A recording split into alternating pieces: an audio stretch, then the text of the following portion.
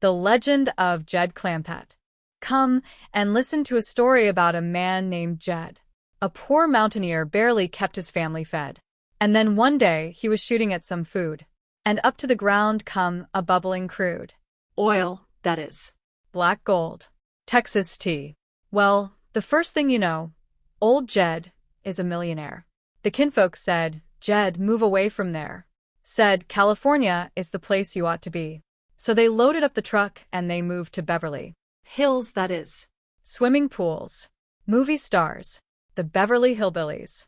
The morning mail just come, pal. Oh, thank you, Ellie. Anything exciting, Jed? Could be. Here is a letter from Hooterville, and it is for you. I bet it is from your sweetie, Sam Drucker. Sam Drucker ain't my sweetie. He is crazy, mad, head over heels desperate in love with me.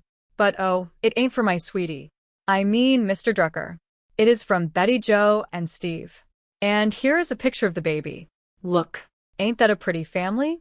It is for fact. Looks like they celebrating the baby first birthday. Man, shakes it don't seem a year that I doctored the little darling. I am sure it does fly. She is probably toddling around by now. I would love to see her. Me too. And all the other folks at Petticoat Junction. Same here. Why don't we just haul off and go? Ladies, please. I know I am an exciting thing to see, but get a hold of yourselves. Uncle Jed, ain't this uniform something? Drives women wild. Even my own kids. They was cheering something else. That is the truth. I am something else. Will you be quiet, loudmouth? Oh. You done sassed a 4-star general. I might just throw down on you with a court-martial. You ain't gonna throw one. Now. Stop your squabbling. I am gonna get packed. You are ready to go. The rest you do the same, quick as you can. What is he talking about? Go where? To Hooterville. To see the folks at Petticoat Junction. That is what we was cheering about. Yeah. We wasn't cheering you, General Lunkhead. Watch it, civilian. That is your second offense. One more, and you are in real big trouble. Jed, though, why don't you go change, so we can leave? Change? I paid a whole week rent on this uniform. I still got 6 days to go. Ain't you supposed to join the Air Force and then get a uniform? No. They might start me out as a colonel or something. General gets a heap more pay. Well, I guess you know what you are doing. Well, if he does, it will be the first time. Number 3. Now you're going to find out what happens when you insult General Buzz Bodine. What does Buzz mean? Buzzard. What else? That tore it. Now hear this. Your leaves is cancelled. Your liberties is withdrawn. And quick as you fix my breakfast, you're going to march 20 miles with a full pack. Says who? Says United States Air Force. The Air Force backs me up, and the Air Force gives me authority. Well, then let the Air Force give you breakfast. Hey. You take the skillet and get busy. Now that is a direct order. If I was you, I would. What do you say now, General? I reckon that will teach you a lesson. You done ruined a good skillet. Well, I see you are all ready to go. Very nice of you folks to drive us to the airport. Our pleasure. Our pleasure. You wouldn't have to leave your bag. Oh, that is all right as long as you don't leave my bag. What? You don't plan to stay in Hooterville long, do you? Oh, no. Just a visit. Granny? Come on. Our ride is here. Oh, Mr. Clement. Don't pick up those bags. You could hurt your back. This out of the way. You are clean. Ain't heavy. Where is Jethro? Oh, he went out to the Air Force Base for breakfast and didn't come back. Yeah. They probably never tried to feed a 4-stomach general before. You mean to say Jethro wore that general uniform? That, and a lump on his head. Granny, they may just keep him out there at that Air Force Base. Not the way he is. Come on, Dad. Let us get going. All right. Aren't you concerned about Jethro? Oh, he knows how to get to Hooterville. The arrival in Hooterville. Sam. Would you look at that? Yeah, I heard it. By golly, Howard, that is one of those military helicopters. It is? Yeah. And there is a general getting out. He is heading this way. You reckon we are being invaded? I don't think so. You don't usually find a general leading an invasion. Thanks a lot. Roger. We're going out. Hey, look at those ribbons. And 4 stars. That is an important man. At ease, civilians. Here, have a cigar. Well, thank you, General. Thank you. You are welcome. The Air Force gave me a whole pocketful of them. Gave me the sunglasses, too. Real nice bunch of fellas. Went out to this Air Force base for breakfast. Happened to mention I would like to go to Hooterville.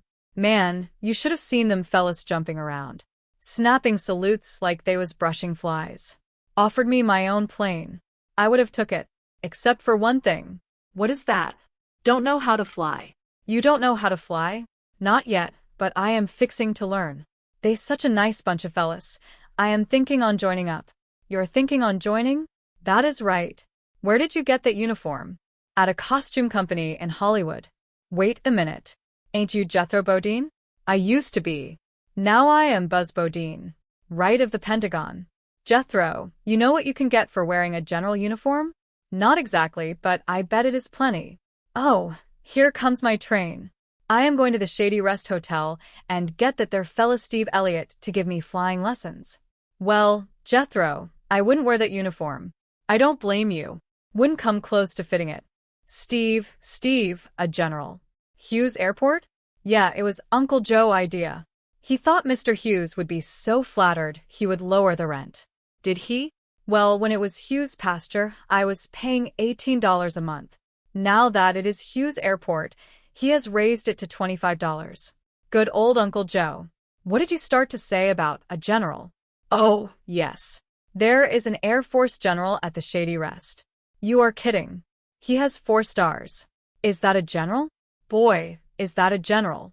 Oh, this is a chance for you to make some extra money. Oh. He wants you to give him flying lessons. A 4-star Air Force general? And he wants me to give him flying lessons? That is what he said. Isn't it thrilling? It is crazy. That is what it is. Why? Honey, I was in the Air Force for 5 years. I didn't even see a 4-star general. Well, you will be nice to him, won't you? Huh. Nice to him? I will shine his shoes, draw his bath, and serve him breakfast in bed.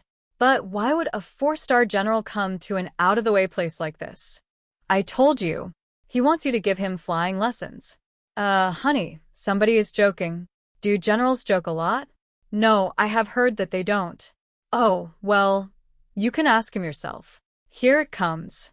That really is a 4-star Air Force general. Now, don't forget to be nice. Don't worry.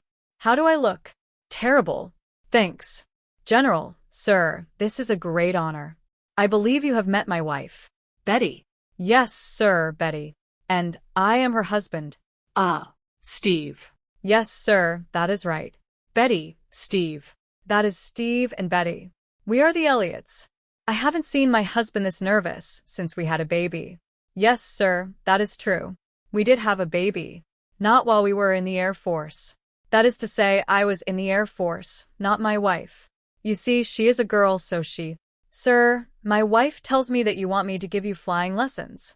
I realize, of course, that the general is joking. Nope. You want me to give you flying lessons? Yep. See, Steve, I told you. He don't catch on to things too quick, does he? Come on, boys. Let us get on up there, and wild blue yonder it. Where have I heard that voice before?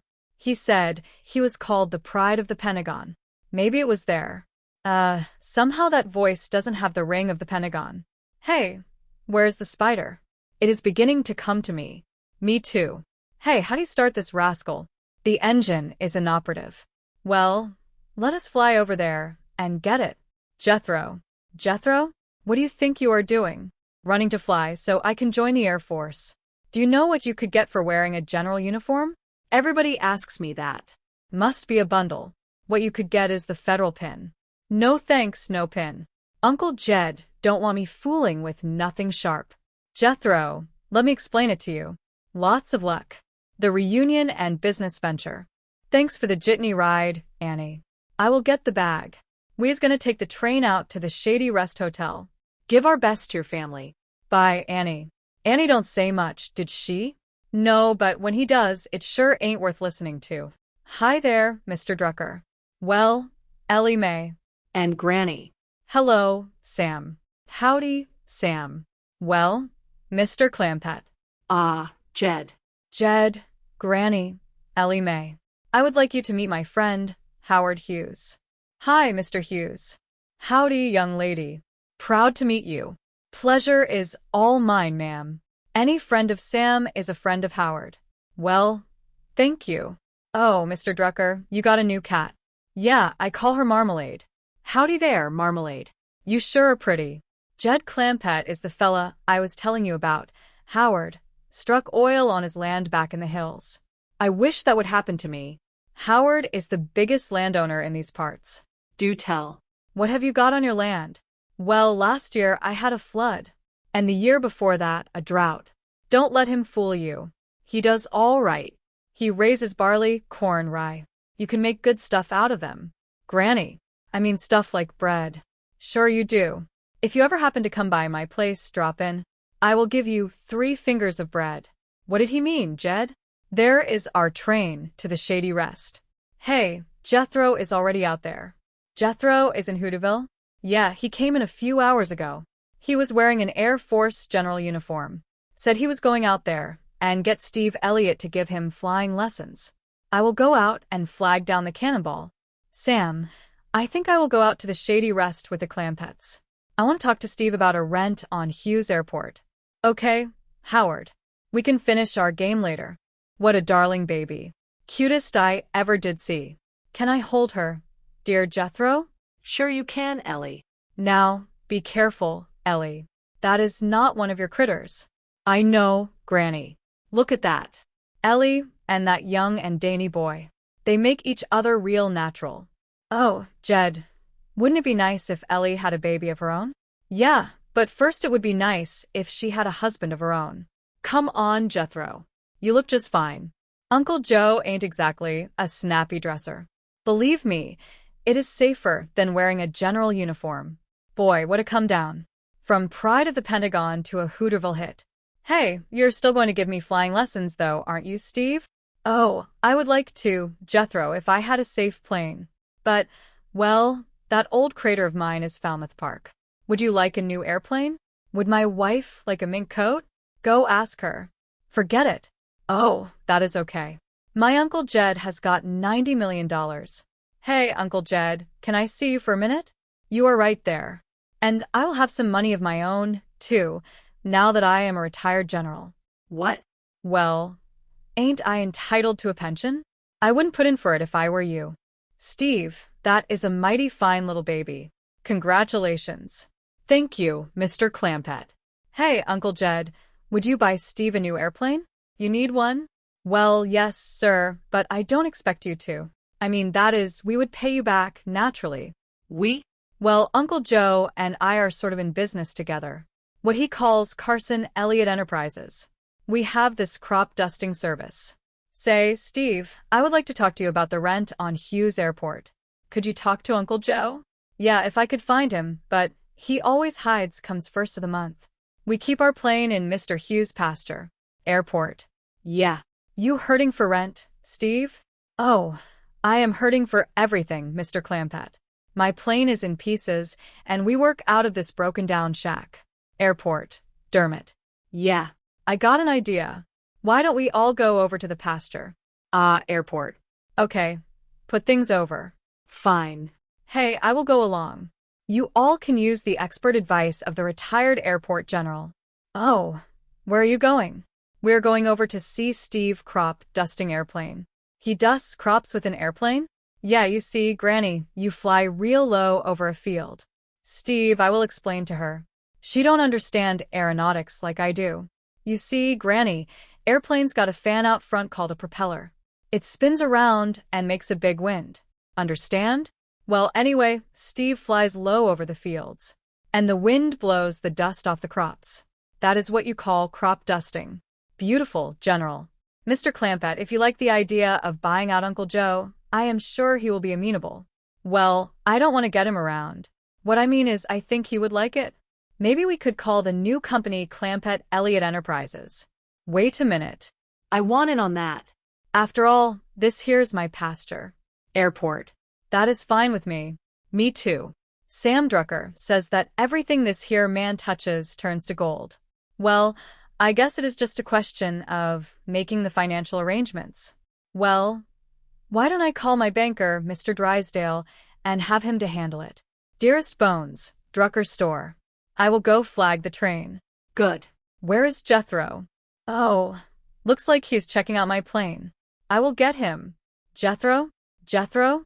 This is impossible. There is no opening between those two cockpits. There is now. Well, listen, we are going over to Drucker's store to call Mr. Drysdale. Get out. I wish I could, but I am stuck. Jethro, when the Air Force lost you, they lost a great general. Thanks. Will you please help me get out of here? Mr. Claver, you and Mr. Hughes go ahead and catch the train. This may take a while. The billionaire misunderstanding. Yes, operator, I understand. Thank you very much. Bye. Well, I am sorry, Chief. There is no telephone at the Shady Rest Hotel in Hootenville. Oh, fine. We have lost touch with our largest depositor. $90 million can go down the drain like that. $90 million is safe. It is here in your bank. All Jed Claver has to do is write one check, and this bank becomes a parking lot. Hello? Yes, just a moment. It is Hooterville calling. Don't accept it. It is disaster. It is bad news. What is that, Mr. Claver? You are buying Carson Elliott Enterprises. I told you. There it is. Boom. We are a parking lot. He has blown $90 million. Did I understand you correctly, Mr. Claver? You're going into business with a man named Howard Hughes? Hang on, I don't want to. Howard Hughes. Give me that phone. Mr. Claver, it is me, your friendly banker. Well, howdy, Mr. Drysdale. Yes, sir, that is his name, Howard Hughes. I met him down here in Hooterville.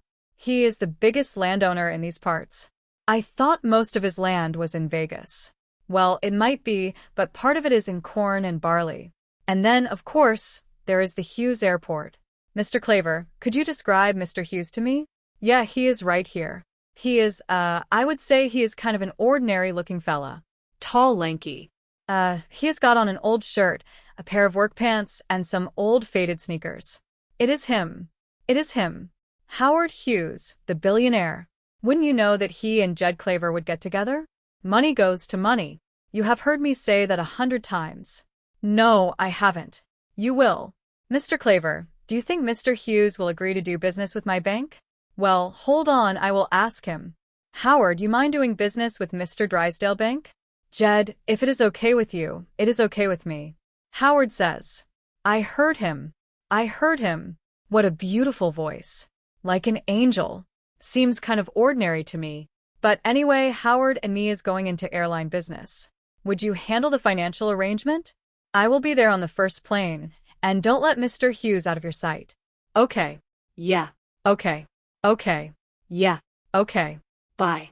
I never hear that man so excited. He says you have got a very famous name, Howard. Well, it ought to be famous. I have been selling corn, barley, and rye in this valley for over 30 years. Take him on, Jed. He is too good for me. Sit right down there, Mr. Clampett. What do you prefer, reds or blacks? Well, I will take the ones on this side here. All right. It is no use, Jethro. I can't get you out of there. Hey, where are you going, Steve? To get a saw. Hey, oh no, not that. Take me out of here, in one piece. Hey, stay down. They found a bone. A human bone. I just found the rest of the body. A body? From the Hallmark Hall of Fame collection, we have an explosive case here. Comes a secret too dark to uncover. The Runaway, Tuesday night at 9 on Hallmark Channel.